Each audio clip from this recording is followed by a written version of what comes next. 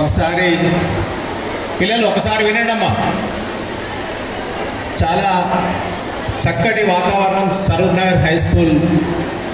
ఇక్కడ ఉన్నటువంటి బాలబాలికలు కానీ వారికి బోధించేటువంటి ఉపాధ్యాయులు కానీ చాలా చక్కగా అంకిత భావంతో వాళ్ళ యొక్క ఉద్యోగ విధి నిర్వహిస్తున్నారు. అదేవిధంగా విద్యార్థులు కూడా చాలా చక్కగా డిసిప్లిన్గా ఉంటున్నారు. డిసిప్లిన్గా ఉంటున్నారా మీరు స్టూడెంట్స్?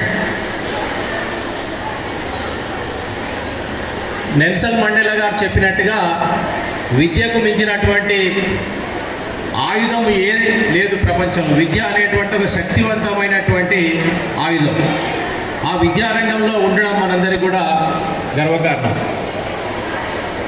మేడం గారు సుదీర్ఘకాలం పనిచేసి విద్యారంగానికి సేవలు చేసి ఇప్పుడు రిటైర్ అవుతున్నారు. వారు ఉద్యోగ విరమణ అనంతరం కూడా సమాజంలో ఉన్నటువంటి పిల్లల సంక్షేమం కోసము కృషి చేయాలని చెప్పి నేను ఆకాంక్షిస్తున్నాను. ఇంకా మనము సమాజంలో అనేక సమస్యలను ఎదుర్కొంటున్నాము. ప్రత్యేకంగా విద్యార్థుల్లో అనేక దుష్ప్రభావాలకి వాళ్ళు గురవుతున్నారు. వాటి నివారణ కూడా మనం కృషి చేయాల్సినటువంటి అవసరం ఉంది. విద్యార్థులు ఈనాడు సామాజిక మాధ్యమాల ద్వారా చాలా ఇబ్బందులకు గురవుతున్నారు. ఒక సంక్షోభాన్ని ఎదుర్కొంటున్నాడు. దీన్ని ఏ విధంగా చేస్తే బాగుంటుంది అనేటువంటిది ప్రభుత్వాలు కానీ ప్రభుత్వాలు చేసే కార్యక్రమాలు వాళ్ళు చేస్తారు. మన మీద కూడా ప్రధానమైనటువంటి బాధ్యత ఉంది.